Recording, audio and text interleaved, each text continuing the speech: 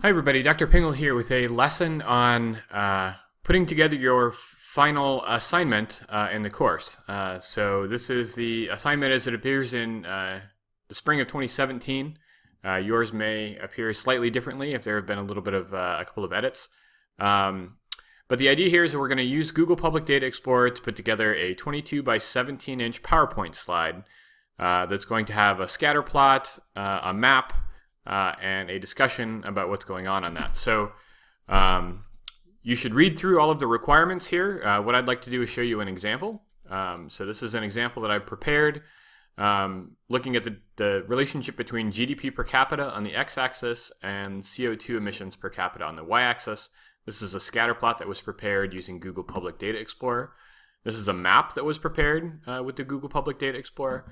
And then this is some text that goes along with it. So in the text, I'm basically identifying the overall relationship. I'm talking about some interesting cases. I talk about a couple of more cases here, Qatar and Macau. And then I identify the regional patterns. And then at least at some point over in here, I'm identifying, I'm using some references to support my interpretation of what's going on in here. So this is an article, all three of these come from the web, so this is an article from Carbon Brief that I'm citing down here at the bottom, an article from the Netherlands Environmental Assessment Agency, again, URL appearing here, and then another news article about Qatar. So this is kind of the overall format, so I would encourage you to take a close look at this and you can kind of follow that template as you'd like. So let's talk about how we put this together. So the first thing that you can do is you can start with the Google Public Data Explorer. This is going to bring you to a page where we've got life expectancy and fertility rate plotted. Now, do not use these. It's important that you explore some of these variables on your own, so I would encourage you to use some of the variables that you've looked at in your last assignment, but do not use life expectancy and fertility rate for your final presentation. What you can do is kind of look at any of the other ones. I'm going to use GDP per capita as one of mine. So I'm going to click on current US dollars and put that on the x-axis. And then I'm going to, in this case, you can browse around. So these are a little bit, these are kind of organized by theme. So we've got themes of poverty, health, environment, and so on. Not all of these will have all of the data, so if you click on a variable and it doesn't seem like it has about 200 dots, then probably you're going to need to adjust your variable. You can also adjust the year, so the slider on the bottom is the year, and you can adjust that, and sometimes if you go back, instead of rather using the most recent year, you can go back a couple of years, and as long as you're not going back too far, then that's fine. So you can use the previous kind of walkthroughs to help you out with that portion of it. I've got enough data here for 2014, so I'm going to go ahead and use that. We've still got fertility rate on the y-axis. I'm going to use environmental variables here, so I'm interested in CO2 emissions per capita.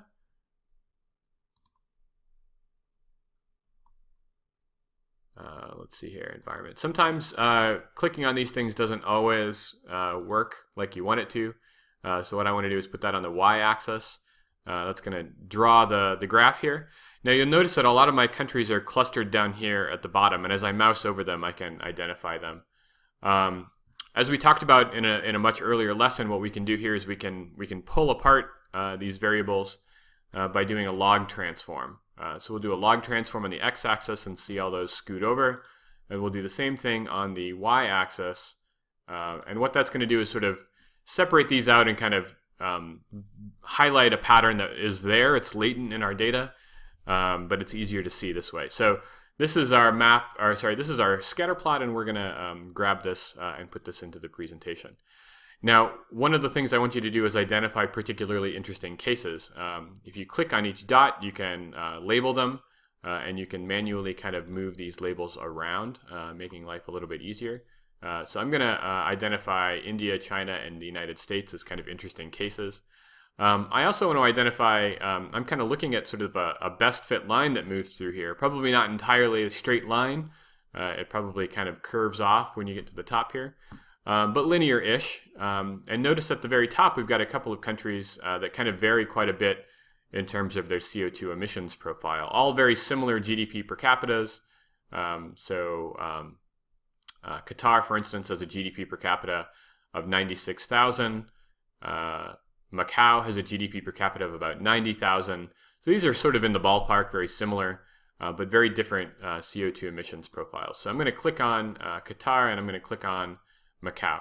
Now, you'll notice that occasionally you'll get something where it's very hard to click on, and this is something that's very useful. You can actually type in those names or variables up at the top. So if I want to highlight Macau, I can type it in the search bar here and hit enter, and it's going to label it for me, and then I can adjust the label. So if you have a country that you're particularly interested in, let's say you wanted to put Tanzania, you can click on that and it's going to find it for you, because oftentimes you won't be able to identify it in kind of the grouping. So let's turn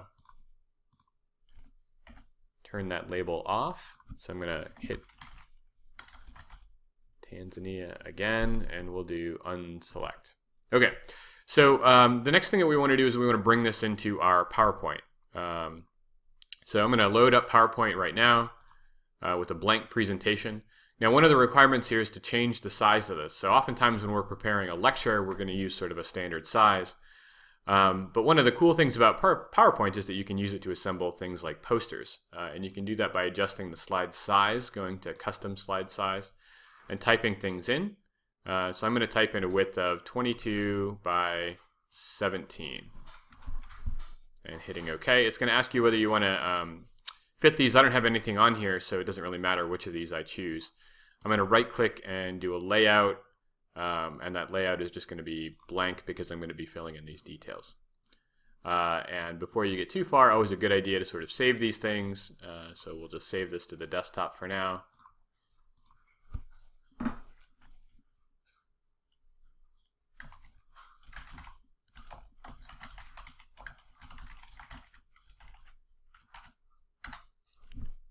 Okay. So the next thing that I'm going to do is grab a screen capture of this. So I'm going to use the snipping tool. You can use any kind of screen capturing tool. And I just want to make sure that I get the legend and ideally the data source in here. So we can copy that, and I'm going to paste it into my presentation and maybe adjust the size a little bit. The other requirement is that you have a map.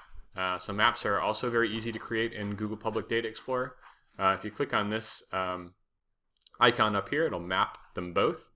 Now when you do this, at first you have to be a little bit careful because in this case the size of the circle is scaled to population. So we don't want to do that.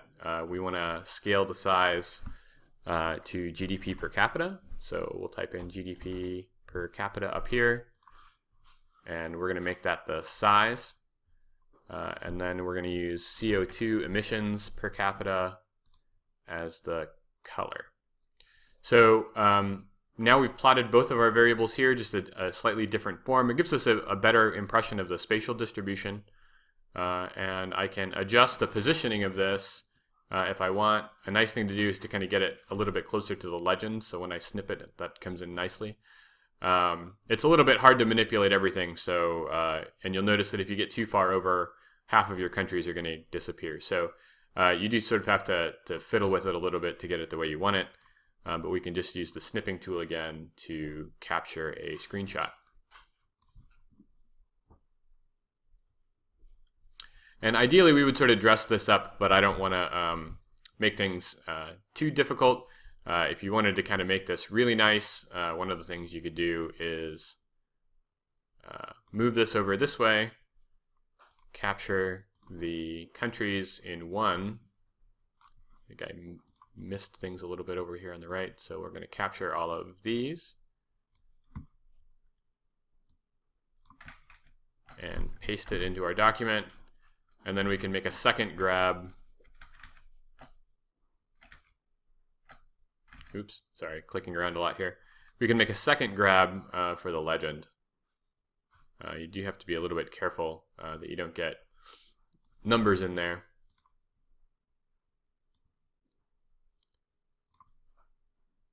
and copy and paste. Okay.